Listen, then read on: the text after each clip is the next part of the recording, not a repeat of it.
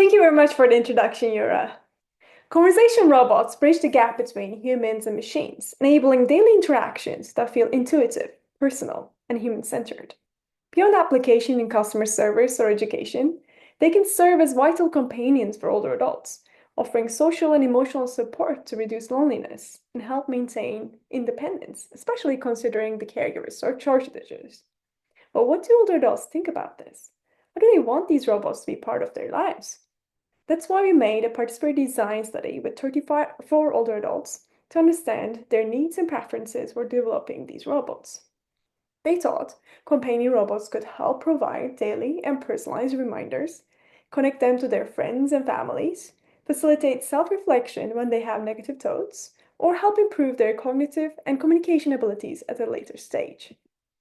To facilitate these discussions and evaluate whether large language models could meet these demands, back in 2022, before ChatGPT even came about, we developed the first conversation robot with a large language model.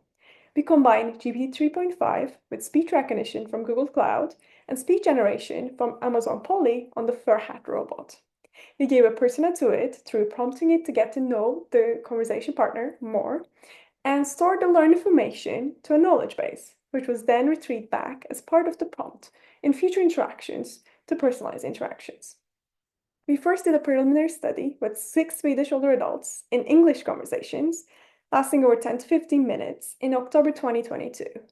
Then we did some changes, such as improving the personality prompt and turn-taking features, and ran another study with 28 older adults in 7-minute Swedish conversations in March 2023. Here's an excerpt from the first study. Hello, I'm Furhat, the personalized companion robot. What is your name? My name is Elizabeth. Nice to meet you, Elizabeth. What do you like to do? Oh, I like to have a nice chat with you. However, things didn't always go as smooth as that. In fact, these interactions showed us 4 key multi-modal challenges of integrating large language models to conversation robots that stay in the way between them and them being part of daily life. Let's start with the inherent drawbacks. Ja, jag trodde den gjordes 1979. Finns det 2? Nej, Moa Martinsons bok Mor gifter sig gjordes 2011. Jaha, men då kanske det finns 2. The lady was right. It was indeed 1979, but the robot made her dubbed for knowledge. This information can be risky for everyone, but is especially true for older adults who might highly trust robots or technology. Hallucinations, also called confabulations, are inherent in LLMs because they generate the most likely next token given a query, which may or may not be true, but sounds plausible. Despite recent advances in reasoning models aiming to reduce hallucinations, these models hallucinate even more.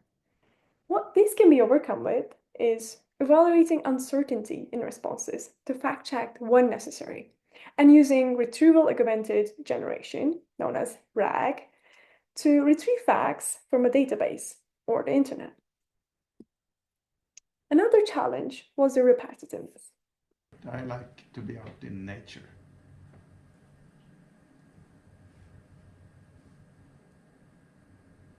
That sounds really nice. I love nature too. Wood with a lot of what is called moss. That sounds really nice. I love nature too. While recent models are less repetitive due to their larger context windows reaching up to 2 million tokens, they can still repeat similar responses, mirror users, or continuously affirm user responses, creating an echo chamber, which can make the conversation dull or even annoying. The responses can be diversified by increasing the frequency penalty, as well as using sampling techniques such as unlikelihood training. To prevent conversations from looping back to the same topics, topic detection methods can be used, and reinforcement learning can be used on top of that to encourage the agent to do more topic exploration to diversify. Of course, there is the exploration versus exploitation challenge in that. Now let's move on to the multi-modal challenges. As you might have noticed, the robot was taking too long to respond, around 2.5 seconds, because of the LLM generation time. So older adults often felt the need to interrupt the robot. To overcome these awkward silences, responses can be incrementally generated while the user is speaking and streamed for text-to-speech.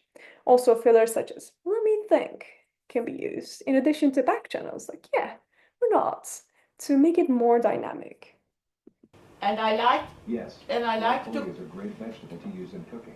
Yes, Thanks I like- for sharing that with me. I like to cook it in steam. It's also rude not to let another person speak, let alone be an older adult. Traditional dialogue systems are similar to this. They use a silence-based threshold and that waits for a certain period of time for the person to, after the person stops speaking, and then takes a turn without letting for any interruptions. In our second study, we use a red light signal under the robot to tell users when not to speak, which significantly decreased interruptions because they knew that the robot was taking its turn, but it was annoying to be told not to speak. Instead, a robot should understand what is said and how it is said by vocal and nonverbal cues to know when to talk and when to listen. Last year, we investigated this by combining two open source and lightweight transformer-based models for turn-taking. We used TurnGPT to analyze the dialogue context and voice activity projection to detect turn endings based on changes in vocal patterns. Responses were also generated incrementally for faster responses. We conducted a study with 39 older adults who interacted with this system, as well as a baseline, which uses a silence threshold and a red light, just like the previous, similar to the previous work. So here's how it ended up being with our system. At the same time as they're asking me the question about whether their hair looks nice. It sounds like you're talking about situations where you choose to focus on the positive aspects. I was just going to say that I wouldn't, let me think. Sorry, I lost my train of thought now. Yeah, No go on. worries. Let me Go know on. if you need a moment. No, you go on. That's okay. The average response time from the robot dropped from 2.2 seconds to 1.5, with frequent responses around just half a second, which we love these smooth transitions. The interruption rate dropped significantly from 16% to 7%, as you can see, with the long pause not being interrupted. Also, participants rated our system much more fluent, more human-like, and more interruptible and less prone to interruptions, which leading to strong user preference. And these models can be coupled with detecting nonverbal cues such as gaze and expressions or gestures to further improve the interactions. Another challenge was to create conversations that are interesting for older adults. What is your favorite book? I have no favorite book. There is not. I have read thousands of books. I have not one favorite. Is there anything else you would like to talk about? Yeah, do you read the daily papers? The initial robot persona created superficial conversations with 97% of the topics focusing around small talk.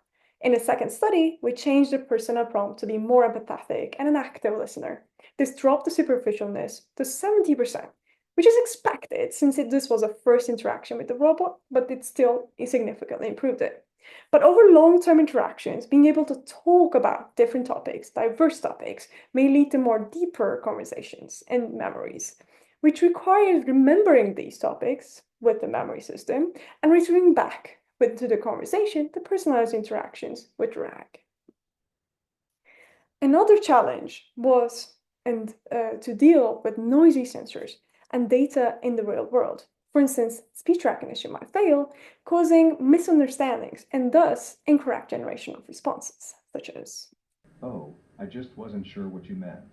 Are you asking why I didn't want to go with you?" No, I asked where you want to go. Do you have a favorite place? These interaction failures can kill a conversation, making people uncomfortable, frustrated, and cause them to lose their trust in the robot. It's important to detect these moments of failures in the conversations to recover from them and adapt the conversation to the user, such as with reinforcement learning from human feedback, to be enjoyable conversation partners. However, what can be that signal to evaluate user enjoyment during the conversation without asking it due to the user explicitly? We developed the Human-Robot Conversational User Enjoyment Scale, shortly HRIQs, to evaluate user enjoyment from an external perspective in each turn with the robot. Not only can this be used for manual annotation of robot conversations for your analysis, but also by large language models to adapt the conversations on the fly. In fact, we use several state-of-the-art textual and multimodal LLMs, such as Gemini and GPT-4, and prompted with the scale and examples given by our expert that developed the scale and annotated the 25 conversations of older adults from these studies that I showed you. What we saw was amazing. LLMs surpassed our expert annotators in correlating with users' self-reported perceptions of their enjoyment. And they could even accurately predict enjoyability of responses without even seeing the user's reactions. Overall, large language models are powerful systems that can enable conversations about any topic, but integrating them into the robots is not trivial and multimodal challenges. Combining them with other systems and foundation models to overcome these challenges can help pave the way towards creating conversation robots for our daily lives to meet the needs of older adults and younger adults alike. Of course, none of this work would have been possible without an incredible group of collaborators, Euro among them, and the support of my wonderful supervisors. Thank you all for listening, and I'm happy to take any questions.